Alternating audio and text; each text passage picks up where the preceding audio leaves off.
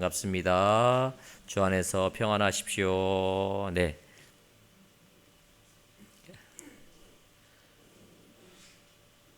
말씀을 하셔도 됩니다. 예.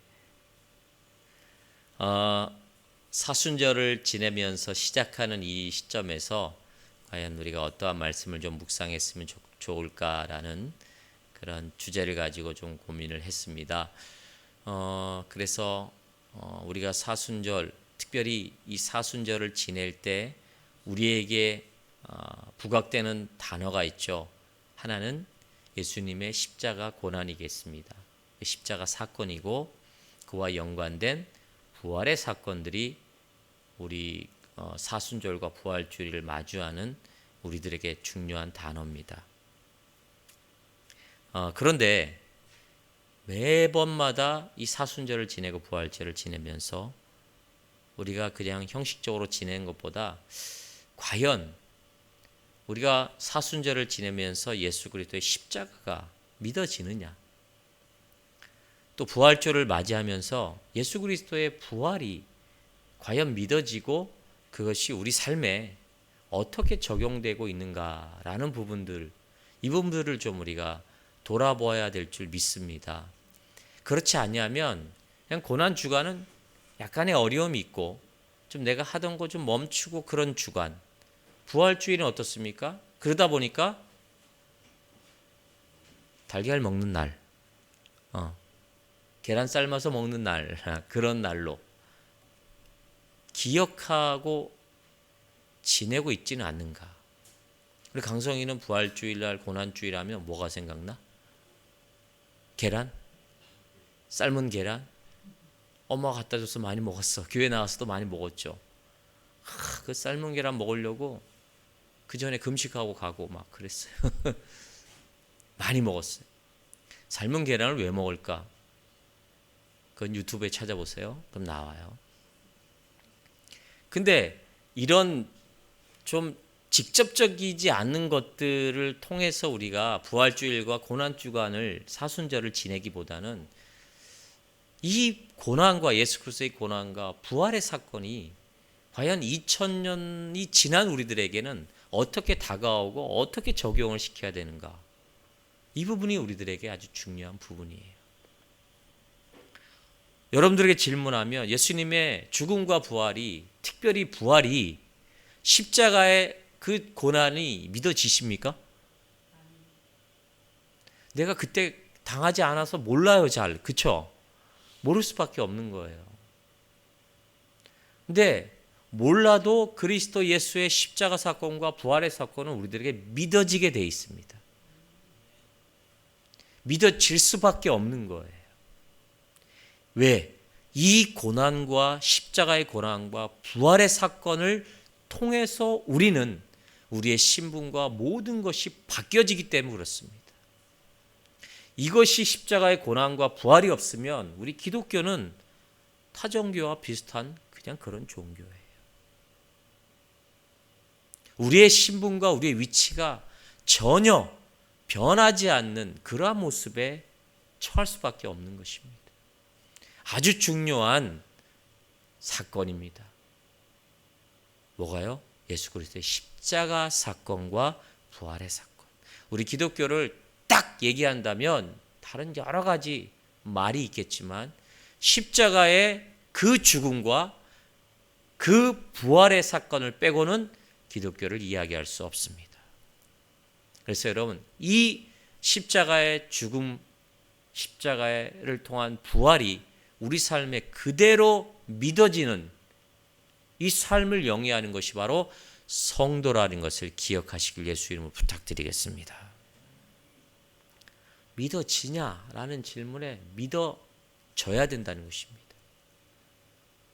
그러면 이 고난과 부활이 믿어지는 방법이 있지 않을까요? 그냥 무작정 추상적으로 그냥 믿어진다 라는 개념으로 성경은 그렇게 비논리적인 말씀이 아니에요. 믿어지는 방법에 대해서 분명히 제시를 하고 있습니다. 우리가 그동안 몰랐어요. 당신 예수 그리스도의 십자가와 부활이 믿어져요? 그러면 아멘. 그렇게 맹목적으로 우리가 아멘 했지만 그 맹목적인 그 믿음 안에는 우리가 믿어지는 방법들을 다 우리 안에 행하고 있었던 거예요. 우리가 그것을 알지 못할 뿐이에요. 그래서 여러분, 오늘 고난과 십자가의 부활이 믿어지는 이 방법을 우리가 알고 그 방법대로 그 믿음으로 말미암아 우리가 살아가는 그런 신앙의 모습이 되기를 부탁드리겠습니다. 자, 로마서의 말씀, 오늘 6장 5절부터 말씀을 읽었는데 그 말씀을 보면 예수 그리스도의 십자가 고난과 부활이 믿어지는 방법이 있어요. 자, 그 첫 번째로 키워드가 뭐냐면 연합입니다. 연합. 그러니까 예수 그리스도의 고난과 부활이 믿어지는 방법은 진정한 예수와 연합이 있어야 믿어진다는 것입니다. 그러니까 예수 그리스도와 진정한 연합이 있을 때 예수 그리스도의 고난과 부활이 믿어진다는 것입니다. 할렐루야. 오늘 5절 말씀을 잘 보십시다. 5절 말씀에 보면 만일 우리가 그의 죽으심과 같은 모양으로 연합한 자가 되었으면 또한 그의 부활과 같은 모양으로 연합한 자가 되리라. 아멘. 그러니까 연합하면 죽으심과 같은 모양으로 연합한 자가 되면 그의 부활과 같은 모양으로 연합한 자가 된다는 것이. 여러분, 진정한 연합은 예수의 죽음으로 예수의 생명이 우리와 함께함을 경험하고 부활의 능력으로 우리의 하루하루를 살아가는 것, 이것이 바로 진정한 연합이에요. 구체적으로 보면 이런 것입니다.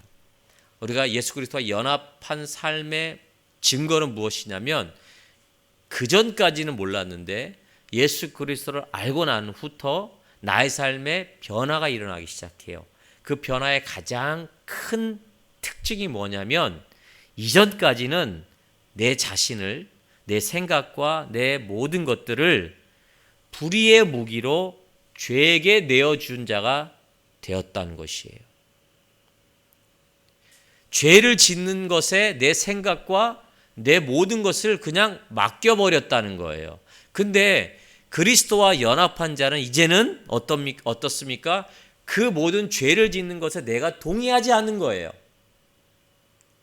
그 죄를 짓는 불의의 무기로 들여지는 것에 내가 이제 동의하지 않고 그것에 내 모든 것을 내어놓지 않는 거예요. 그리고 반대로 이제는 불의로 내가 내 몸을 내어놓지 아니하고 이제는 하나님께 내 몸과 내 모든 것들을 드리는 삶으로 변화되는 삶을 사는 것이에요. 이런 자가 바로 그리스도와 연합된 자예요. 아주 쉽게 얘기하면 옛날에는 죄를 짓고 죄에 대해서 동의를 하고 이러한 모든 것들이 죄라는 것을 인식하지 못했어. 근데 어느 순간부터 나와 복음, 교회 나와서 누구로부터 복음을, 예수에 대한 그 복음을 듣고 난 후부터 마음에 이상한 점들이 생겨나는 거예요. 아, 이것이 죄였구나. 이것이 잘못되었구나. 이전에는 어떻습니까? 이것이 죄라는 것 자체도 몰랐어요. 그런데 이제 예수를 알고 나서 이게 죄였구나 라는 걸 깨달아요.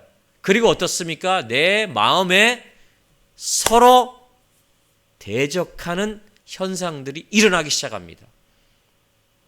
왜 그럴까요?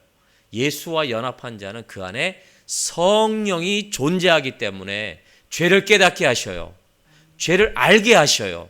그리고 그 죄에 이제는 동의하지 않게끔 또 다른 법이 우리를 지배하기 때문에 그렇습니다. 그래서 예전에는 10번의 그 동의가 죄에 대해서 동의했다면 이제는 점점점 그 횟수가 사라지게 되는 거예요. 그러다 가다가 또 나 이거 하지 말았어야 되는 건데 내 마음은 그걸 하지 말라고 그렇게 원했는데 내 육신이 연약해서 그것을 해요. 그러다 또 실망해요. 근데 실망하면 포기하지 않고 다시 일어나서 그 잘못된 것들에 이제 시인하지 않는 그 모습의 횟수가 점점 하나, 둘, 셋, 넷 늘어나서 나중에는 어떻습니까? 10번 다 채워지는 그러한 모습으로 나아가는 자, 이게 바로 그리스도와 연합된 자입니다. 이제 내 몸을 불의의 병기로 내어놓지 않는다는 거예요. 그런 자가 그리스도와 연합된 자고, 그런 성도는 예수 그리스도의 고난과 그리고 부활을 근거로 하는 온전한 신앙의 삶을 영위한 거룩한 성도라는 것입니다. 여러분, 그런 삶을 살고 있지 않습니까? 저는 다 살고 있다고 봅니다. 그것이 차이의 모습에 있지만은, 크고 작은 차이의 모습에 있지만은 그렇게 살아가고 있는 거예요. 왜요? 성령이 우리 안에 계시면 이전까지 몰랐던 것들을 성령이 깨닫게 하시고 그것을 행하게 하시기 때문입니다. 이 성령이 원하시고 그 말씀이 원하시는 그대로 순종만 하시면 됩니다. 할렐루야. 그러할 때 우리의 삶이 그리스도와 연합된, 그리고 십자가의 능력과 십자가의 부활의 능력이 우리 안에 거하게 되는 것입니다. 이런 연합을 이루어질 때 예수 그리스도의 십자가와 부활은 믿어지게 될 수 있는 것입니다. 그것을 믿음으로 사는 존재가 되는 것입니다. 두 번째는 소유해야 됩니다. 예수 그리스도의 십자가 사건을 믿고 부활의 능력으로 살아가기 위해서는 소유해야 돼요.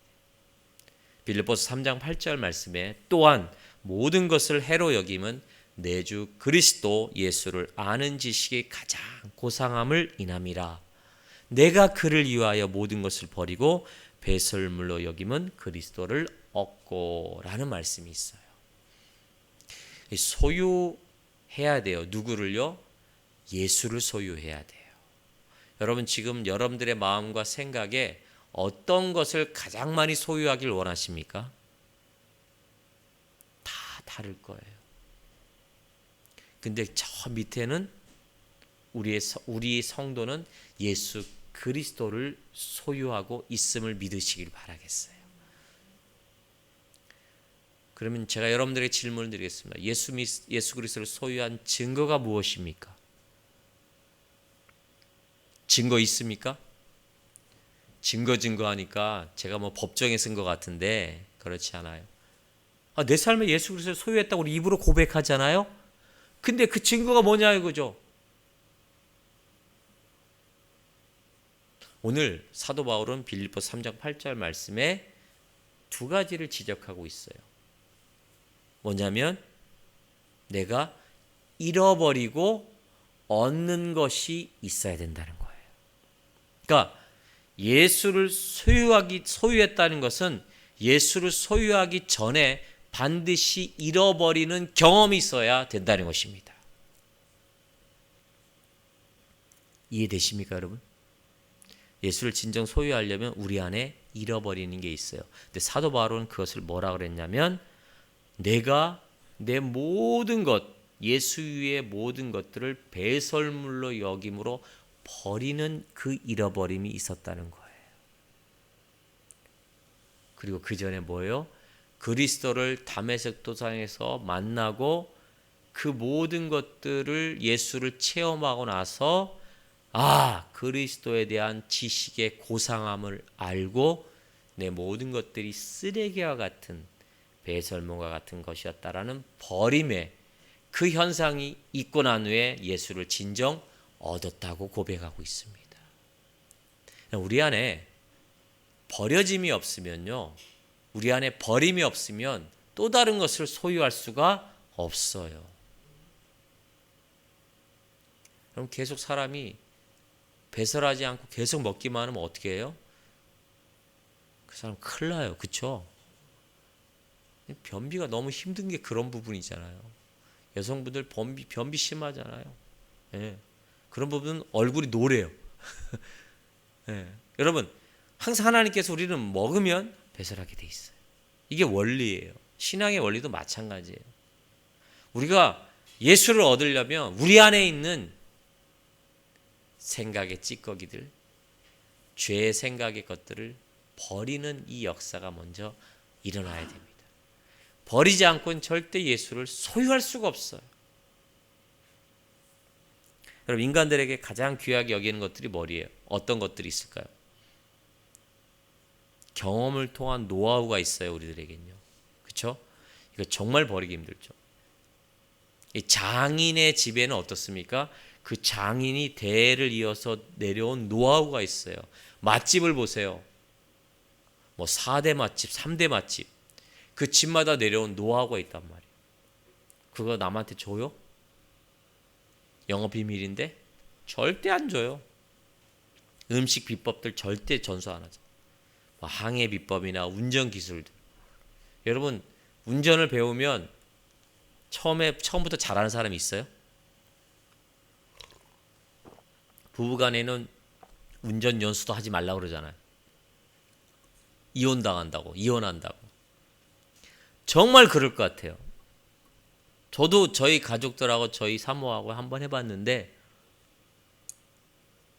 못하겠더라고요. 이건 아무리 목사라도 목사 하랩이라도 그건 힘들어요. 정말 힘들어요. 내가 죽을 것 같아요.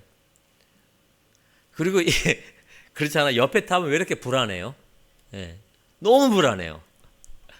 그래서 잔소리가 많아져요. 잔소리를 그렇게 많이 하는 걸 제가 느꼈어요. 아, 힘들더라고요.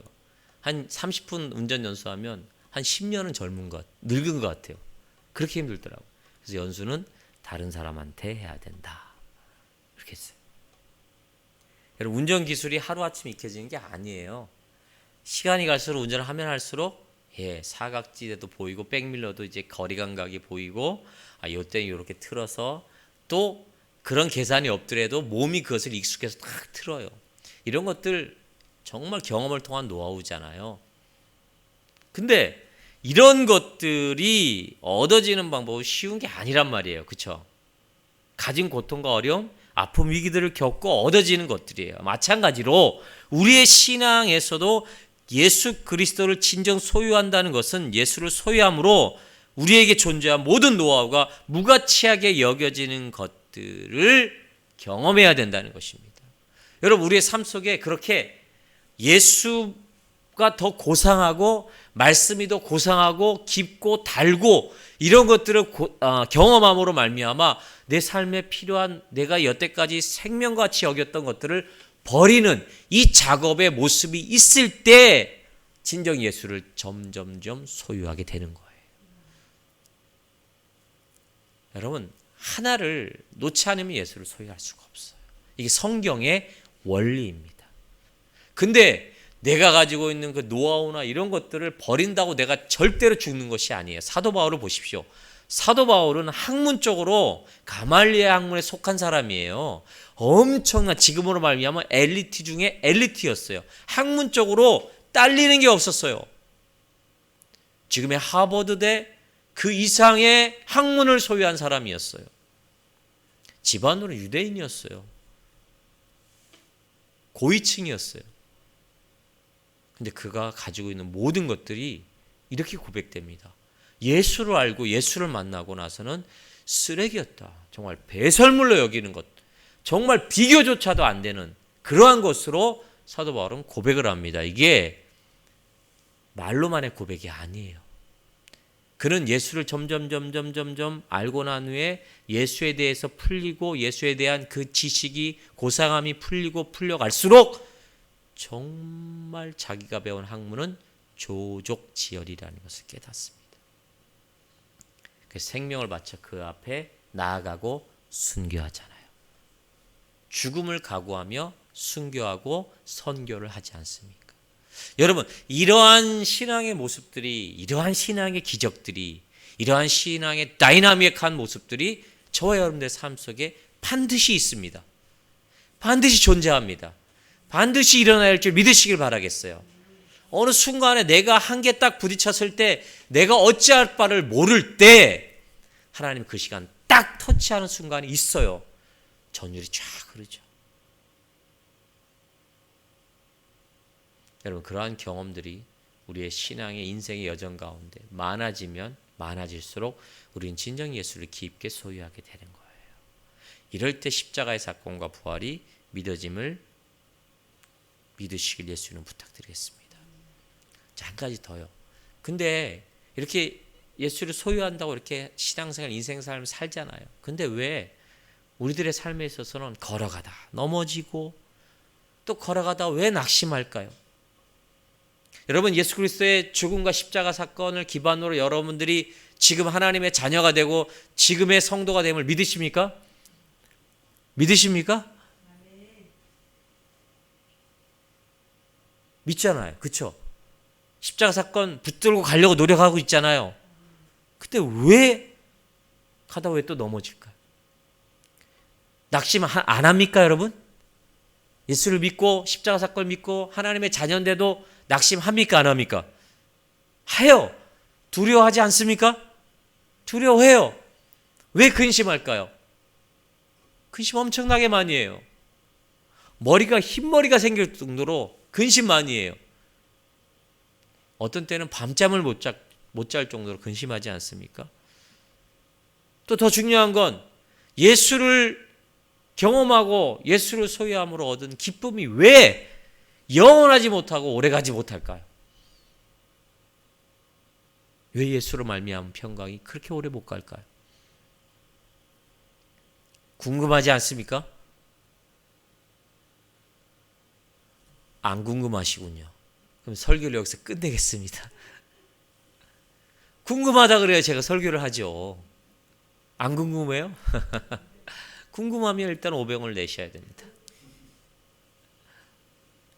제가 성도된 입장에서도 저도 성도된 입장이잖아요. 고민을 할 수밖에 없는 거죠.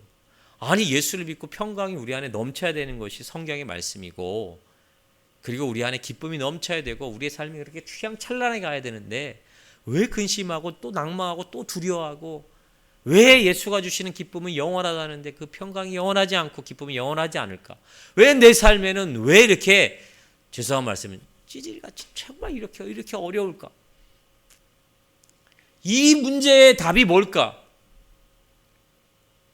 궁금하셔야지 가는데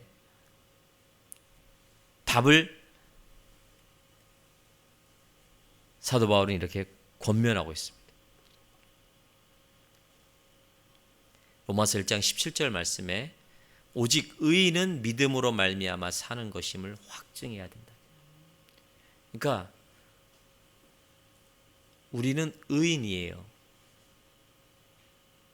딱 이 질문 앞에 아닌데, 나 의인 아닌데. 의인이세요? 강성군 의인이세요? 성경은 의인이래. 의인 맞아요. 내 의로 의인이 된 의인이 아니라 예수의 십자가 보혈의 능력으로 의인이 됐습니다. 아멘. 이건 법정 용어라고 그래요. 법정에서 한철 십자가 사건으로 십자가의 예수의 십자가 보혈로 내 죄는 사함을 받았다. 법정으로 땅 인쳤어요. 그래서 이 법정 용어예요. 의인이 되었다는 것은. 근데 의인이 되었다고 내가 죄가 없다고 딱 법정으로 인정했어. 근데 내 자신의 삶을 돌아보면 어떻습니까? 의인이에요? 의인에 맞는 삶을 살고 있어요? 여기에서 괴리가 막 나타나는 거예요. 우리가 신앙이 막 헷갈려 하는 거예요. 그래서 구원이라는 것은 완성된 것 같지만 진행형이에요. 법정으로 예수 그리스도 십자가 사건으로 이제 그 우리의 모든 죄, 원죄와 자범죄의 모든 부분들을 사함을 받았다고 인정을 받아요. 그러나 우리의 삶은 어떻습니까? 우리의 구원은, 우리의 의인된 삶은 진행형으로 우리가 하나님 나라에 거할 그때까지 진행되어 가고 있는 거예요. 어느 때 완성이 될까요? 우리의 의인된 삶은 하나님 나라, 그 나라가 임할 때 완성됨을 믿으시길 바라겠어요.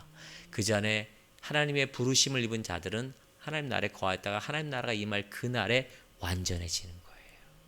근데 이 말씀이 그거예요. 우리가 왜 낭망하고 실패하고 기쁨이 없을까? 우리는 의인된 이 직분의 온전한 모습을 가지고 이제는 어떻게 했냐? 믿음으로 말미암아 믿음에 이르게 하는 이 삶을 확증해야 된다는 거예요. 여러분, 우린 우리의 능력으로 하나님의 자녀가 된 것이 아닙니다. 아멘. 하나님이 택하신 거예요. 아멘. 택하신 자들에게는 예수 그리스도를 믿는 믿음을 주셨어요. 선물을 주셨단 말이에요. 그러면 우리는 이제는 무엇으로 살아갈 때 우리가 의인된 삶을 살 것이냐? 아니에요. 다른 것이 아니에요. 바로 그 믿음으로 믿음을 더하게 하는 삶을 살아야 된다는 거예요. 근데 자꾸만 우리는 하나님의 삶을 살 때 무엇으로 살아가려고 그래요? 아직까지 내가 옛날에 가졌던 방법과 세상의 방법으로 살아가려고 그래요. 아니에요. 의인은 예수의 복음으로 말미암아 하나님의 자녀가 된 자들은 이제는 믿음으로 살아가야 되는 거예요. 그러니까 믿음으로 산다는 건 쉽게 얘기하면 뭐냐면 내 삶을 판단하는 판단 기준이 내 생각과 내 경험과 세상의 기준이 아닌 하나님의 기준, 다시 말하면 십계명과 같은 율법의 기준, 다시 말하면 예수님이 선포하신 그 기준대로 살아가야 되는 것이에요. 아멘. 이것대로 살아가는 것이 바로 믿음으로 살아가는 자들이에요. 하나님이 내 부모를 공경하지 말라고 그랬습니까? 공경하라고 그랬습니다. 내 이웃의 것을 도둑질하라고 그랬습니까? 도둑질하지 말라고 그랬습니다. 살인하라고 그랬습니까? 살인하지 말라고 그랬습니다. 안식일을 거룩하게 지키라고 그랬죠? 그대로 살면 되는 겁니다. 어렵다고, 너무나 말이 어렵다고 성경의 말씀들이 너무나 많이 어렵다고 내게 다가오고 어려워하지 마십시오. 이 십계명도 어렵습니까? 그럼 더 쉽게 주 너의 하나님을 사랑하십시오. 그리고 내 이웃을 나의 몸처럼 사랑하는 이것을 실천하십시오. 그러면 믿음으로 사는 자가 되는 것이에요. 그러면 믿음으로 살고 믿음에 더하는 신앙의 삶의 열매가 드러난다는 거예요. 그렇게 산 이스라엘 백성에게 하나님은 가나안 땅의 넓어짐의 축복을 주신다는 것입니다. 할렐루야. 이것이 믿음으로 사는 자들의 거룩한 모습이에요. 여러분, 거룩하다고 해서 흠이 없고 이런 게 아니라 그 믿음으로 말미암아 오늘도 나의 영역에서 힘들지만 내가 이젠 지체를 불의의 병기로 들이지 아니하고 하나님의 말씀대로 살고야 노력하는 그 삶 자체를 하나님은 거룩하게 보신다는 거예요. 거기에 믿음의 열매들을 나타나게 하신다는 사실을 여러분 기억하시길 예수 이름으로 축원드립니다. 아멘. 그리고 두 번째는 오직 앞에 있는 것을 바라보며 나아가시길 바라겠어요. 앞에 것을 바라보셔야 돼요. 사도 바울은 빌립보서 3장 14절 20절에 믿음이 성숙한 사람들이 살아가는 방법에 대해서 이렇게 말씀하십니다. 오직 부름의 상을 바라보며 목표를 향해 달려가야 된다. 예수를 소유하기를 원하십니까? 부름의 상을 바라보고 앞으로 나아가셔야 됩니다. 이 앞으로 나아간다는 건 계속 뛰어간다는 것, 한 번도 멈추지 않고 계속 뛰어간다는 의미일까요? 아니면 가다가 멈추고 가다가 넘어지고 가다가 힘들어서 좌절해도 가야 된다는 의미일까요? 전자일까요? 후자일까요? 여러분, 후자를 좋아합니다. 여기서는 그냥 원더우먼처럼 슈퍼맨처럼 계속 가는 것이 아니라 가다 쓰러지고 넘어지고 갈지라도 그 방향을 올바로 틀어서 계속 일어서서 가야 된다는 것입니다. 여러분, 우리는 부름의 상을 있어요. 우리의 부름을 하나님께서 부르시고 그것을 행할 때 상이 있다는 얘기예요. 그 상이 무엇일까요? 가장 큰 보이는 상은 하나님 나라 시민권입니다. 아멘. 하나님 나라를 우리가 상속받았다는 것. 헤븐, 천국. 믿기지 않죠? 천국 시민이 되었다는 거니. 믿기지 않을 거예요, 잘. 우리나라는 지금 어디에 들어가야 좀 특별한 존재들이 되죠? 펜트하우스? 저 펜트하우스 봤는데 와, 나중엔 짜증이 나더라고요. 드라마를 이렇게 만들었어. 거기에서 발견한 게 뭐냐면, 야, 인간이라는 것이 악으로 취해질 수 있는 최고의 상태를 보여주는 것 같아요. 정말. 여러분, 펜트하우스에 살아야 내 신분이 달라집니까?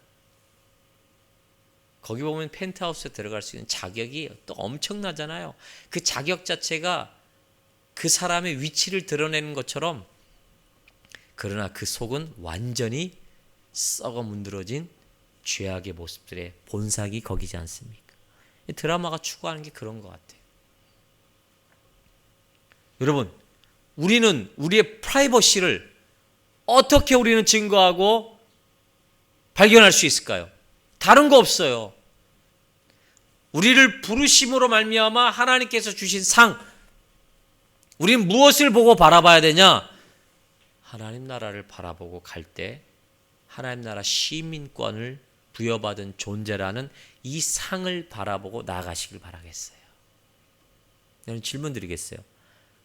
우리가 이 세상 좀 내가 살 때 좀 어렵고 힘들더라도 나중이 좋은 게 나아요? 지금이 좀 어렵고 힘든 게 나아요? 아니면 지금이 좀 좋더라도 나중이 불행한 게 나아요? 전 전자를 좋아합니다. 다 좋아요. 지금도 좋고 나중도 좋고 솔직하게. 지금도 좋을 수 있어요. 100% 아니지만. 여러분, 우리는 지금의 고난과 지금의 어려움들이 있어요. 그러할지라도 우리는 결과가 좋은 자들입니다. 아멘. 완전 좋은 자들이에요. 대박난 사람들이에요. 옆에 사람과 고백합시다. 넌 대박났어. 당신은 대박난 사람이야. 고백 한번 해보세요. 장로님 대박나셨습니다. 이제는 결과가 좋은 거, 우리의 끝이, 열매가 좋은 거예요. 그런 존재가 저와 여러분들이. 그걸 바라보고 나아가시길 바라겠어요. 뒤로 돌아서지 마시길 바라겠어요. 뒤로 물러서지 마시고, 뒤로 바라보지 마시고, 옆에 있는 유혹들을 바라보지 마시고, 그러나 때로는 넘어지고 힘들더라도 다시 일어나시길 바라겠습니다. 그리고 그 길을 걸어 나가셨어요. 뭘 바라보고요? 하나님 나라를 바라보고 나아갔어요. 이 사도 바울은 이 부름의 상을 확실히 바라보고 인식했어요. 그가 아무리 정말 힘든 선교의 길을 갈지라도 하나님께서 약속하신 부름의 상, 그 하나님 나라를 바라보고 경험할 때 정말 그는 힘들지 않고 그것을 기쁘게 여기며 나아갔다는 거예요. 이게 바로 그리스도인과 비그리스도인의 차이예요. 아멘. 여러분, 저와 여러분들이 세상 사람들과 다르게 구별되게 드러날 부분이 뭐겠어요? 세상 사람들은 그래요. 맨날 예수 믿는다고 맨날 저렇게 힘들게 살고 무슨 예수를 저렇게 믿어? 예수가 믿으면 축복의 행복이라는데 아니에요. 우리는 그러할지라도 그러한 가운데 예수 그리스도를 주신 소망을 바라보며 미래를 향해 걸어나가는 존재가 되는 거예요. 이 사실을 여러분 꼭 잊지 마시길 부탁드리겠습니다. 사도 바울은 이렇게 고대하고 있어요. 그리스도를 바로 알고 그분의 부활의 능력을 체험하며 그의 고난에 참여하고 그분의 죽음을 본받아 어떻게 해서든 나도 부활할 것이라 라고 얘기했어요. 여러분, 마지막 날에 여러분 우리가 죽더라도 부활합니다. 아멘. 우리의 주님 오실 그날에 우리의 모든 것이 부활해요. 우리 육체와 모든 것이 부활합니다. 죽음으로 끝마친 것이 아니에요. 먼저 장사된 자들과 죽은 자들도 다 땅에서 부활합니다. 부활한다니까. 이 사도 바울이 이 부활의 메시지와 이 부활의 능력과 이 부활의 어떤 놀라운 축복을 경험했어요. 저와 여러분들도 지금이 어렵더라도 우리는 죽음 후에도 마지막 그날에 주님이 오실 그날에 부활할 것입니다. 다시 살아날 것입니다. 아멘. 그 소망 중에 거하는 자가 저와 여러분들이고 예수를 소유하는 방법입니다. 이제 말씀을 마치겠습니다. 여러분, 코로나로 인해 특별한 사순절을 지내는 저와 여러분들 또 현대인들 어떠한 말씀을 묵상하며 나아가야 될까요?